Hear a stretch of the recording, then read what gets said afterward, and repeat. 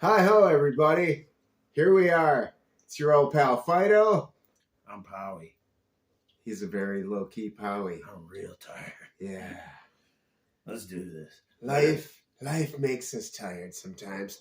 So we're not going in quite as cold as we did last week. No cold. This is, although it is cold, my house, my thermostat puked out last night. It did. My basement started leaking. And my guitar wants to kill your mama.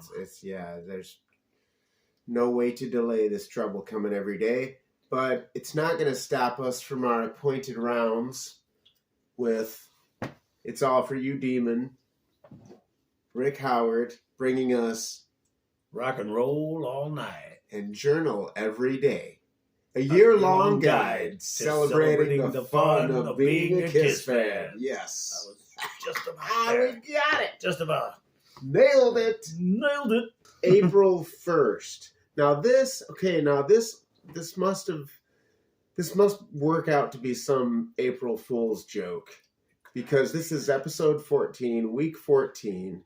Last week we had a minor bit of confusion. There was 2 March 27ths in a row in this book. Yes, there was.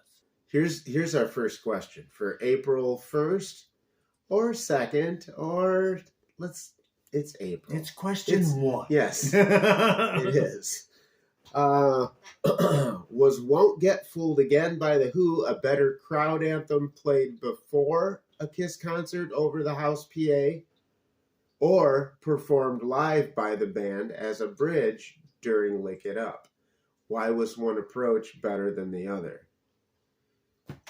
This one's on me. The onus is on Fido to say it's better over the PA. Not that it isn't fun to hear Kiss do other people's material, but man, when you're waiting and anticipating, and you hear that before you hear that hum, I think you would probably agree that Back in Black and Women and Children First were both pretty monstrous PA albums to play before Kiss shows. Absolutely. At Saginaw. Absolutely. At the Joe. I can totally, yeah. And I always thought it was rock and roll from Zeppelin that they played before they hit it, Mm-hmm. And it seems like it's always been rock and roll. Every time you hear that, they're coming. That's it. For me. It has been for a while. But I'm sure they change it up. I'm sure, once if it, was a tape thing at first, you can always, a tape will malfunction, even DATs. Let's ask Milli Vanilli about those little testicular difficulties. But yeah, as far as this goes, yeah, man, hearing the Who, that chord, the synth part, let's leave that to Pete and the boys. Yeah, so there's your answer for that. All right, this one is a little involved, might take a minute. Question 2. Double platinum anniversary date. Oh, happy anniversary to nobody. Yeah. It actually would have been Bud and mine's 30th, too. That's kind of why we didn't get into these questions. I've been having a challenging week. Boy, that's a common refrain lately, isn't it? I got a lot of excuses for why this... Oh, sometimes you just got to say, what the... You got to pull the fuck card. Yeah, you do. All right. So, do the remixes of Double Platinum help or hurt the original material? Describe why for each remix below. Strutter 78. I don't like it. AKA Strutter 7 Sedate. It's a lot slower. It's got the funky, the sloshy hi-hats, kind of cool. Ace goes off on it too. That's what I like. At the end, Ace really just throws down. It's almost like demo Ace on Strutter. Well, see, I was going to say, if I want going off Ace on Strutter, I'll listen to the Kramer demo. But this is real close to Kramer it's demo. It's good. Ace offness and, type thing. And that's fine. Let's be honest. It's not good. Those of us who, you know, I mean, dropping the needle on a brand new Kiss record, I mean, I was digging it. You know, I didn't drop the needle and go, oh man, what a drag. This is slower. This, you know. I thought it was weird. It is weird. It's probably the weirdest of the bunch. I mean, there are some weird choices. So absolutely. Let's progress and we'll talk about let's these talk weird about these choices. weird choices. So, what else do we got? What's next? We got Hard Luck Woman. That's fun with the acoustic intro, no drums, no bass. That's very strange bass, to not hear that. You know, but refreshing. Mm-hmm. And a little bit more verb on Pete's voice. Yeah. A couple of different mixing up of the bye-bye, gotta keep on moving. It's a brand new track. I mean, it's an overdub. I mean, if I'm not mistaken, I don't know that there's any splicing, if they were any particular lines that they wanted to keep, but there's brand new Catman all over this thing. Yes. And it's good. It's good. Good. We like it. Calling Dr. Love. That at the beginning is badass. It's good. Rumbling. The hungry tummy mix of it's good. There's a couple of liberties that they took with taking Gene out and leaving the vocal in or whatever. Oh yeah. Shorter bits, longer bits. I gotta say though, as a drummer, one of my favorite examples of Peter Criss. The studio drums and how each verse and each chorus, like by the time he gets to the third chorus, he starts the first one and he's just slams on the snare and feet, you know, just like kick and hat with no stick on the hat. And then he progresses, he doubles up, he lays a little stick into the second verse. He gets to after the solo, the third verse, and he's like crashing in on that ride. I mean, it's great to hear all that on Rock and Roll Over. And this kind of suffers because you don't get to catch those subtleties. Don't even get the break, man. Nah. But it's still neat. It's just, I mean, you got to appreciate it almost as a different song. I think they were probably trying to make it more radio friendly and cutting it, you know. Mm-hmm. Well, it's weird though, because even though they would, Sean, I say they, but it was Sean and the other dude. But they did things to, you know, presumably make it more palatable for radio. Yet sometimes it was longer, sometimes it was the same length, you know. So I mean, maybe it was more fan service. I think it was 25 seconds shorter. Even with the... Oh, yeah. Yeah. Yeah, they did kind of have some bits out of the middle. They tried to shave some stuff off so they could make it a single. Mm-hmm. It's like, what if we did this? Because Neil Bogart was like, I don't hear a single. Shout out to the major labels. Mm. Oh, yeah. Thank you for joining me on. Mike Viola side project. Blue and Ducky. Yeah. All right, Firehouse. They pitched it up. Yep. Too fast. It's too fast. Kiss is predominantly in E flat. This Firehouse is in E, and you have a little beef with the bordering on chipmunk. It's Munchkin vocals almost, man. On the seems like that red but it feels so good. You know, it's just they sound otherworldly, and not in a good way. Not in the other world of Kiss. Right. Kiss. Not in that way. Not in that way. I love you, but not in that way. So yeah, and the way they loop back at the end, no bueno on Firehouse. Bad luck. Bad form. Detroit Rock City, of course, no intro. Which I'm fine with. And I mean, I understand because I listened to Destroyer with headphones on for a long time. And that whole intro, very important with the dishes and Bob Ezrin. Is it Bob? Reading Is the it copy? Gene? Is it, According to Kiss FAQ, it's Bob Ezrin. And it does sound like not Gene. It sounds a lot like Gene Simmons, but it also sounds a lot like Bob Ezrin. Mm-hmm. He could have pitched his voice too.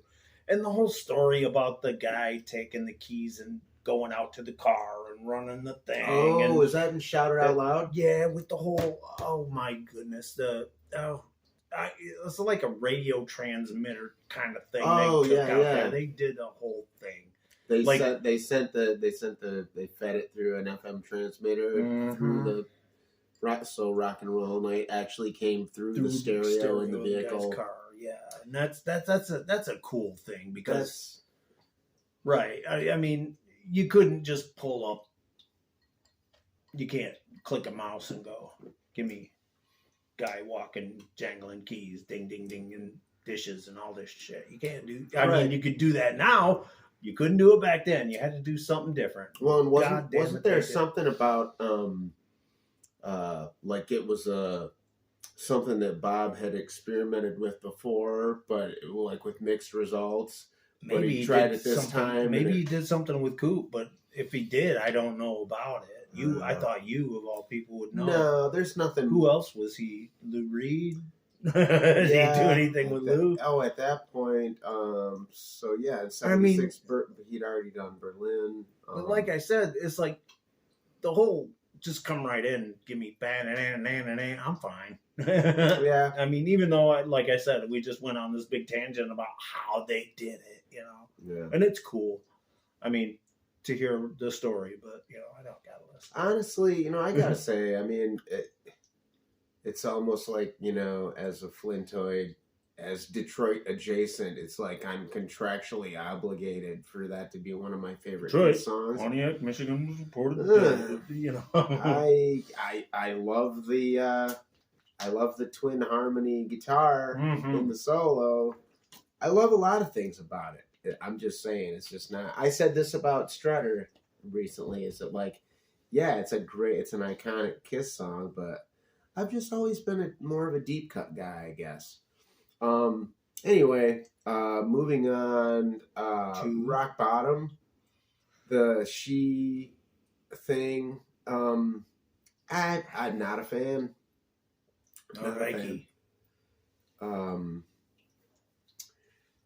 Just give it an ending, leave it alone. If it has an ending, I mean, just that one suffered. Come On and Love Me. What were we?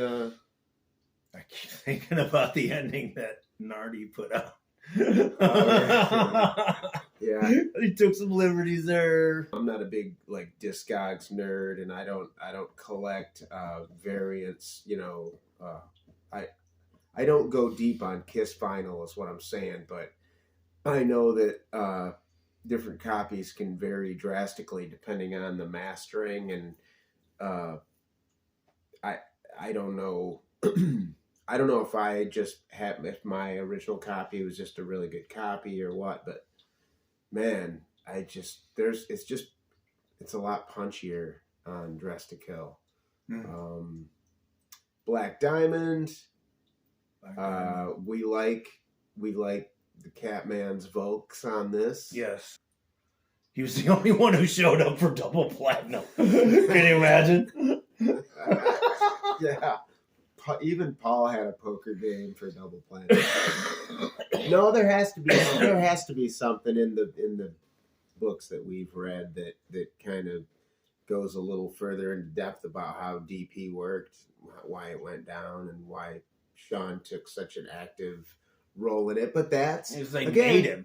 They said, Sean, go back there and mix some shit. But they made him. This is why we need you in the comments, people. If we're halfway talking out our asses right now, for all you know. And it's fun as shit. Yeah. But if there are little inaccuracies, things, you can please illuminate us. Stuff it in the comment box, y'all. Stuff in Martha's muffin. What do we got? Stuff it. She. That's got the whole... we already touched on Did we? the Rock Bottom intro. Garbage. Again, don't, no looping, no fade outs, fade ins, whatever. Don't do it. Beth, shinier. Mm. I don't. That's his original vocal. Yeah. I think it is. I mean, on Destroyer, it's doubled during the verse. Except for the Beth, what can I do? Everything's doubled. You could tell. It's like it's like way fuller. You just listen to it, you'll know. Well, didn't you say we're kind of wondering to each other whether or not the sweet little guitar lick at the end, the acoustic, was pushed up in the mix for double platinum? I thought it was, but I guess not. I didn't hear it as much as I thought it's just the end. And Wagner played on it. And I think that's the track that they used for Phantom. For really? I think. That's me talking out of my ass. Stop me if you heard it. Well, you've probably read Shout It Out Loud more than I have. It's a time or two. I mean, I only read but once. I have nothing in Shout It Out Loud. Shout out to James Campion, who wrote that. Thank you, sir. Gotta get him on. See what kind of Kiss shirt he's got in the closet. Absolutely. Great book, man. Yeah. Shout It Out Loud, The Making of an American Icon. Go get it. Amazon, whatever. You're plugging it. I'm plugging it. I should put a graphic. James Campion, man. He's the author. It's fantastic book. All right. Okay. So we're moving on. That's it. We're moving on. Question 3. Kiss merchandise. Children's clothes, magazines, etc. seem to run in the same circles as other pop culture icons and movies of the 70s. What major 70s movies or comics do you associate with Kiss merchandising? Logan's Run. I didn't go to the movies that much. Maybe King Kong. That one King Kong that came out. Oh, God, I loved King Kong. And, I just had it in my head too. Evel Knievel, man. That's a huge one for me though, because I had Planet of the Apes lunchbox, and then I had a King Kong lunchbox, and then I had a Kiss lunchbox. So yeah. I think there might have been a Peanuts one. No, I don't think the Peanuts one. Peanuts one came later, actually. I remember when they were plugging Logan's Run on television, and it's like, Farrah Fawcett stars in Logan's Run, and then she gets killed in the first 10 minutes. She gets shot in her, gets offed in the first 10 minutes of those things. No more Farrah Fawcett! See, and Stuff like that. Evel Knievel, man. Evel Knievel dominated in the 70s to me, too. And that's pop culture. Yeah. People who weren't around. Did you see the George Hamilton movie when it came out? Yes, I did. Yeah. Man, George Hamilton playing Evel Knievel. See, and I still say, man, if I had room, if I had more space, that would go next to the Kiss pinball machine as a Evel Knievel. And if I had room, I'd put a Captain Fantastic Elton John next to that. You should put the. I should put the bike and the doll up with the Kiss. I should put. I should have a pinball machine on each floor. Is what you're saying? No. You got the. You got nothing to lose. You got the. Oh yeah, motorcycle and the evil doll, man. You should bring them out, man. 1975, man. The stunt cycle. That's right. That's what I'm saying. I don't have the ramps, man.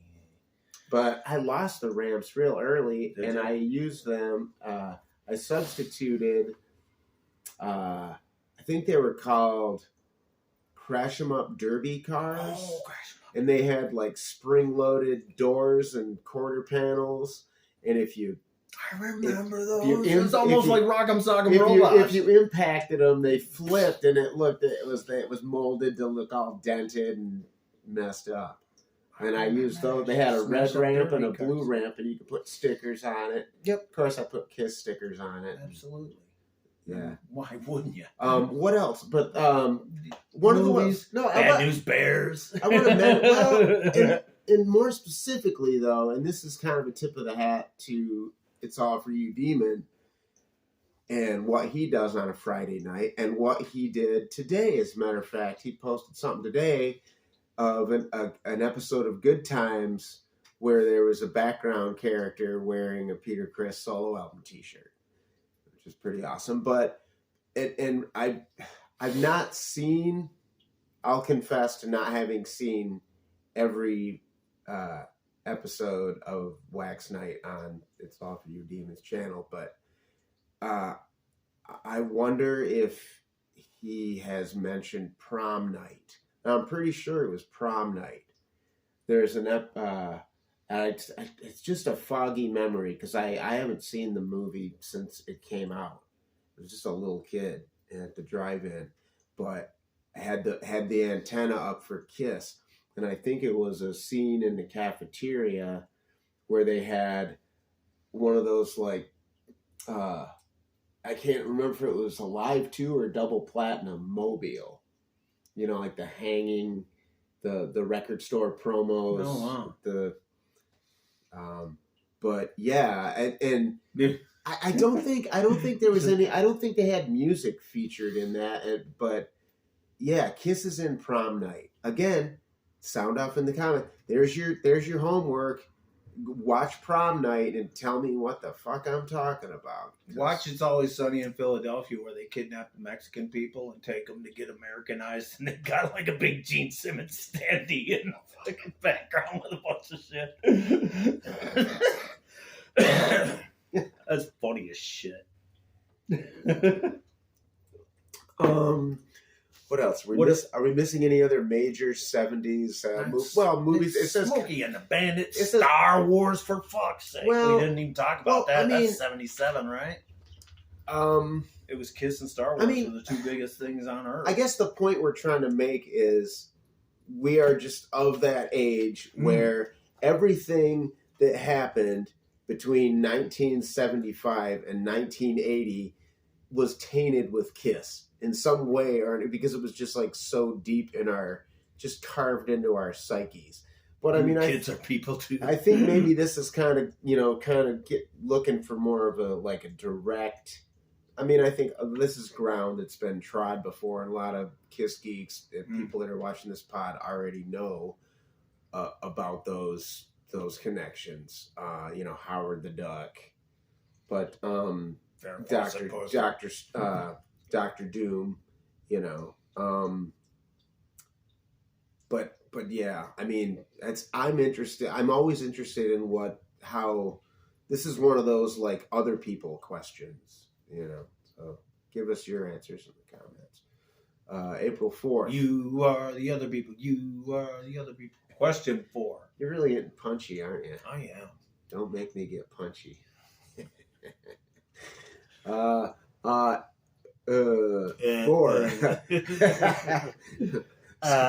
Skillful editing. Skillful editing coming up in 5, 4. Did you ever have to hide your passion for Kiss from your parents or friends? How did you overcome this obstacle? However, did you survive? I don't know, man. I was obsessed with Kiss, so it's like everybody knew I was a fucking Kiss fan. Yeah. I mean, yeah. I was, as a Kiss fan, I was out and proud. It was basically, it's like probably around the time when Bruce Hardy was in '79 was like, "Oh, your band's going down the tubes, aren't they?" And I was like, kind of like, "Yeah, they kind of are." Just like, yeah, they put out a disco album. And I finally heard it, and I was like, "Is that all disco?" And then Unmasked came out, and I was like, "Oh God." Yeah, there's an obstacle for you to overcome. Right. But no, even I was raised Nazarene, and even my Christian grandparents who took me to church twice a week, like when it was that fateful birthday money year, like when I turned 5, I got like a pretty good wad of money, and my grandpa took me to the Kreskys in Southland Plaza, and I had enough money for a Destroyer, Sgt. Pepper's, and a record player. Not as cool as the Kiss Tiger record player, but just about as chintzy. I mean, it was like in a cardboard box, you know. Damn Skippy. Just a little 3-inch speaker in it. But, so, I mean, even though it wasn't obviously their cup of tea, but they weren't hyper obsessed with the Knights in Satan service angle. That really wasn't, I don't remember that being a thing until a little bit later. Yeah. Probably about like 1987. Knights in silly spandex. Thank you, Almost Human. I was going to say, is that some Ralph Viera? That's some Ralph shit, man. I'm a big fan. Call me. Yeah, call me, Ralph. Call me, Ralph. We can talk shit about Paul Stanley of Kiss. So yeah, it's like we were both lucky. We never. This was never an obstacle. My stepmom was going to give me that poster of Kiss that was like, it was the alternate shot of a live one. It was like an alternate angle shot at Michigan Palace type thing. It was a poster that was at the fair store in Southland Plaza. That was one of the first Kiss posters I remember seeing. Yeah. That's the one that they always talk about that was on that 70s show in Eric Foreman's bedroom. Right. Yeah. Yeah. It's like I said, I don't know if I said it on the podcast, but my sister's boyfriend's brother, Bob, gave me like a big scrapbook. All Kiss stuff, man. All those hit parader. Yeah, the stuff that would freak you out at night. You had to rip it off the wall, and now you regret it. I wasn't afraid of Ace, Peter, or Paul, but I ripped the Gene shit down there, and I just ripped everything else. Gene was enough. Gene was enough. He was scary enough for the whole gang dang. But yeah. What's next? 5. Yes. Question 5. Yes, Captain Jack. Of the big 3, which are your favorite? The first 3 records? Or the next 3. Hell, Just to Kill. Or Destroyer, Rock and Roll Over, Love Gun. What makes one set a favorite over the other? I gotta say the first 3, man. The first 3 was like my introduction through Alive. I mean, even though Bro Lyle tried to play Firehouse forever and ever and ever from the first album, because Alive hadn't even been out yet. And yeah, it's like Alive just converted me into the Kiss freak that I became. And that was the first 3. And then I'd go back and I'd listen to the first album because I had it. So I was going to say, was the first album your first exposure to Kiss because Lyle had it? Or? Probably. I'm thinking because we were talking, he played Deep Purple and Guess Who and, that Hotter Than Hell and Just to Kill took me a little longer to get and listen to, but hearing them makes me happy. Even though, and I can't shit on Destroyer because it was the first album that I ever bought, but I mean, I think it gets a little more glamorized and it gets too much love. Too much love, and I think it's an Ezrin record. It is to me. I mean, Ace was barely there. He was there. I like Rock and Roll Over because Ace was there. He didn't contribute as much, but I mean, he didn't write, and because the first 3 albums, I mean, Ace wrote tunes, Parasite, freaking Strange Ways. Those are kick-ass fucking songs. So the first 3, that's it for me. I would have to agree. Except I would make a big distinction with Rock and Roll Over just because I love that record so much. I do too. I think it's my favorite studio Kiss record. Yeah, most days that I do vacillate now and then, but yeah, studio record, man, it's balls. It's balls. It's that Eddie got what he wanted out of them. Mm-hmm. And it's funny, like, we both have a similar opinion with Destroyer being the first one that we bought, and yet, you know, in the fullness of time, it kind of like slips down the rankings a bit.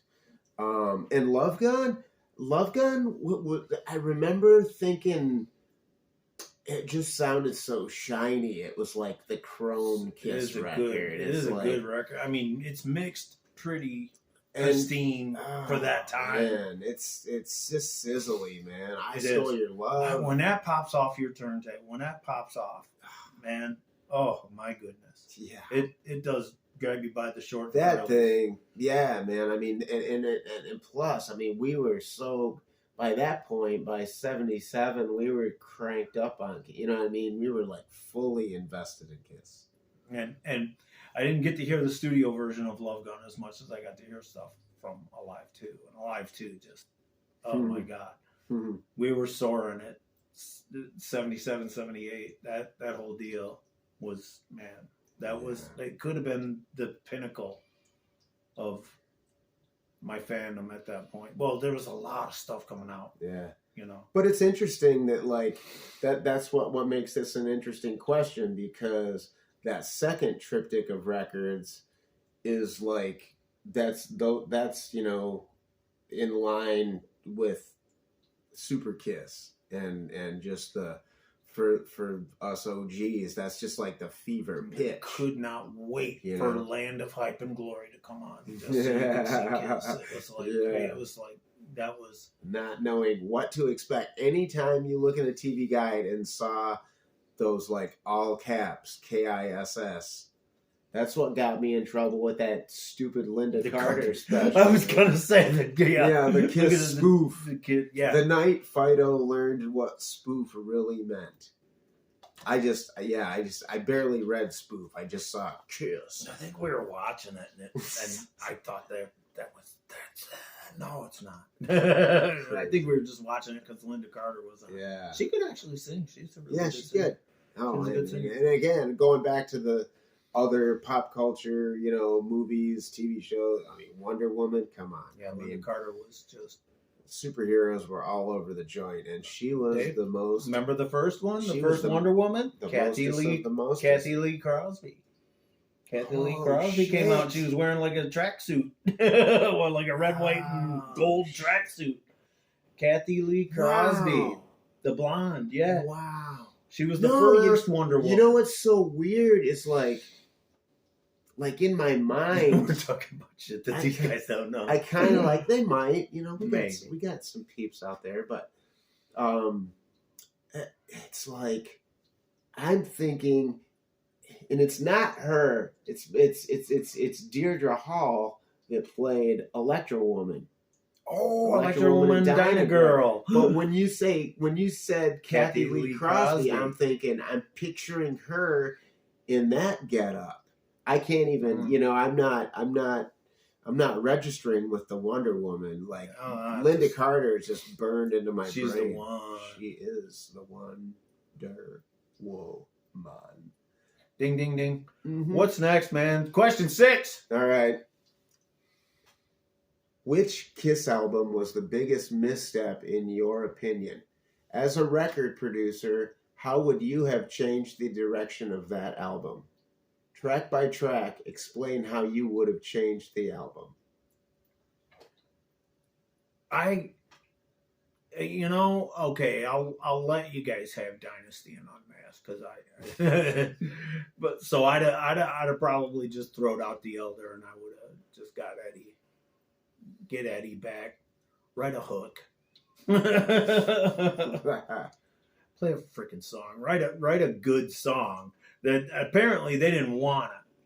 So somebody should have stepped in and said, you know what, we'll write you a hook. We'll have freaking Tony Tennille and Daryl Dragon come in here and write a song for you. Daryl, whatever the fuck his name is. That's it. To get Kramer in or get Jesus. Neil Sedaka could have wrote him one. Wow, man. Don Kirshner. Do your thing. So I'm just going to let most of what you said slide as a lover of the elder. Thank you. And they ain't no hard feelings. No, man. Motherfucker. Ebony and ivory. And get Paul McCartney to You write don't something like the elder, but you ain't me. Anyway, so yes, I mean, for me, it's Crazy Nights. No apologies to Mike the Tool Brandvold. There's bits and pieces. There's bits and pieces that I love. I will, and I'll always say this. Paul's vocal technique was at its apex in this era. But that's not enough to save this. Save Crazy. The gloss of Crazy Nights is just a little Obnoxio the Clown for me.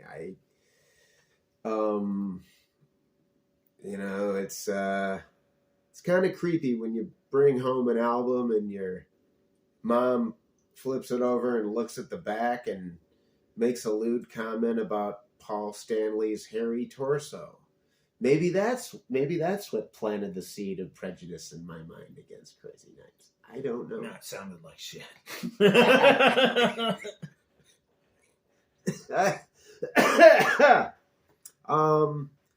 Track by it's just such a the objections I have with it are so holistic that I won't even waste your time or mine by going track by track. But get Eddie Curtis. Let me just take stop writing a hook. Stop trying to write a hook. Yeah. Stop with the 80s gang vocals. So it's kind of the antithesis of your answer. In Absolutely. That sense. It's like they didn't. Yeah, I don't know. Crazy Nights. Paul was calling Desmond Child every day. But see, that song is one of the high points for me. I like that tune. I am responsible for getting that song as much airplay as it got when it came out. A local, remember Mark Miller? I do. In the top 5 at 5. I do remember. He'd get on, we'd light up the phone lines, and he'd have, he'd do songs head to head, he'd face them off, and I'm trying to think of what would have been the last Kiss. Probably Heaven's on Fire would have been the last thing you heard on the radio from Kiss. But maybe Lick It Up. I was geeked enough to be hearing Kiss on the radio that I was like, I call Mark every afternoon, about 4:50. You're gonna punch me in the face right now. Why? You didn't even talk about your shirt. Okay. This is how little Brian likes Crazy Nights, that he's not even listening to what we're talking about. I'm just waxing a little poetic on Crazy Nights. It's a good song.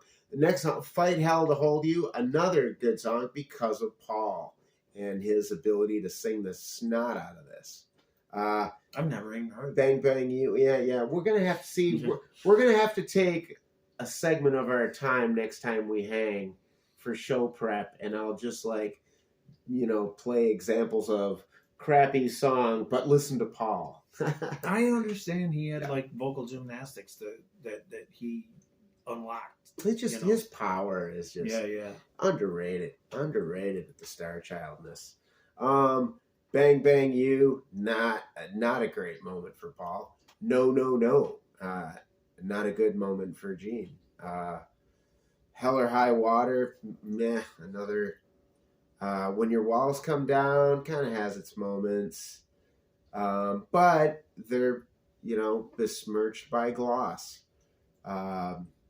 Reason to Live, yeah, it's a little flaccid, but man, it's got what 1987 radio craved, and it's a bit of a bummer to me that song didn't get more juice. Good Girl Gone Bad, ugh, Gene. It's weird. This is not only I mean, I don't know. It's definitely one of my least listened to Kiss records, but Never heard it. man, Gene just be floundering. Turn on the Night, similar kind of.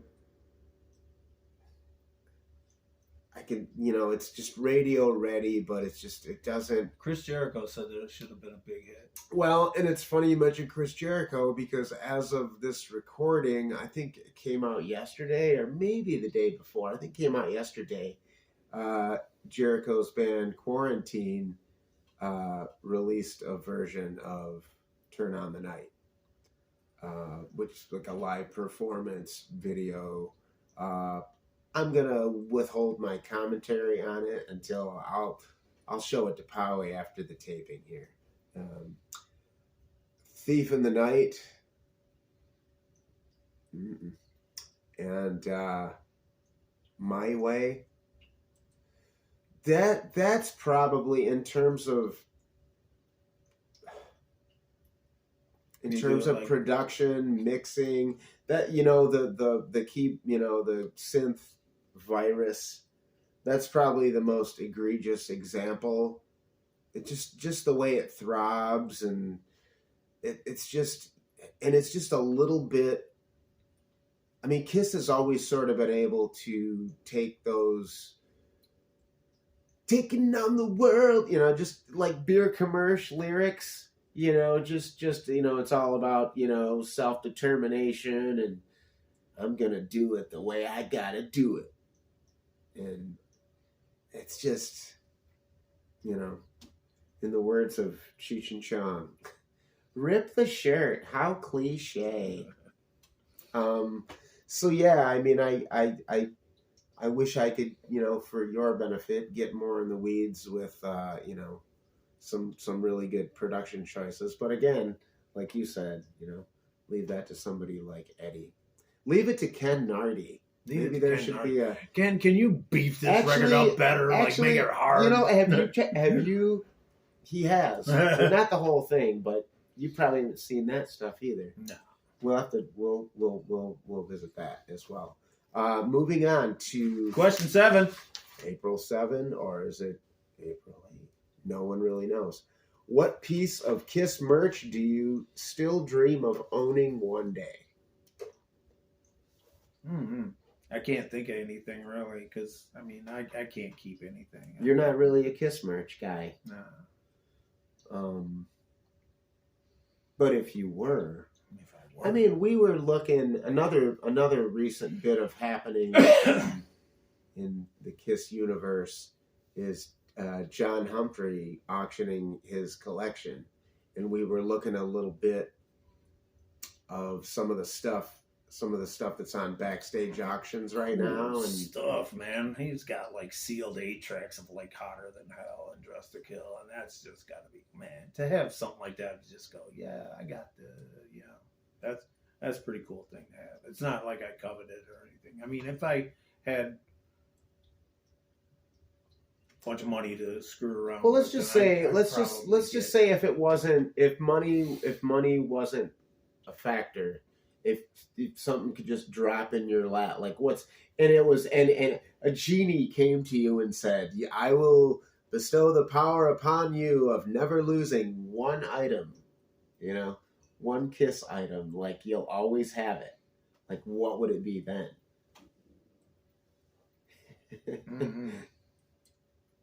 Probably just the whole vinyl collection with everything, posters and like all the original releases with all the sleeve candy. Yeah, probably that. I guess that's multiple pieces. That's a pretty fat piece, but like. The first 6 with the Alive albums, and that I'd be good with that. If you had the solo albums, so probably if you had to narrow it down to one, it would I'm guessing it would be Alive 2. Yeah, that's like a mint sealed copy of Alive 2. Yeah, that'd probably be that. Yeah, if I was to get one. I'm sure you remember, like I do, the first time opening that and just laying on the floor, just looking at it, and just staring for hours. What seemed like hours and probably was. Okay, and for me, shout out to my pal Mark Cicchini. he knows the answer to this one already. I wouldn't call myself a collector. You know, I don't have a lot of stuff. I've got some cool things. And I think one of the first questions that the book asked was, you know, what are your collecting goals for the year? And, you know, what are a couple of things? And I mentioned this then, but things that were pertinent to my Dynasty show in Pontiac. And Mark's got Peter's towel graphic here of, you know, and it's got Kiss and the venue and date. Anything with the venue and date, whether it's a shirt, and I love very specific items like that. I was walking down the street minding my own business. Street hustler comes up to me one day and he says, "Hey man, nice Kiss shirt." Actually, he wasn't a street hustler. He was Tim Flynn in my freshman bio class. And for those of you who still don't know why we call this podcast, "Hey man, nice Kiss shirt," it's what we say. It's what we say to a total stranger when he's flying the flannel, walking down the street. So this one, I'm getting lazy. I'm not even gonna get up and I'll just put the graphic up like I have been doing. Yeah. Mine's a repeat. So. Taking you back to 2015, the 40th anniversary of Kiss in Cadillac, October 9th, 1975. So in 2015, I got this shirt, went up, hung out with my dad, took some pics. We've got the 50th coming up. I've got some things in the back of my mind as far as how I want to, you know, steer the show. I got some ideas for guests and segments, and so I'll just leave it at that. That's going to do it for us. How about you pucker up and kiss that subscribe button and remember the words of the barbarian from so long ago. Play hard. Play fair. Nobody hurt.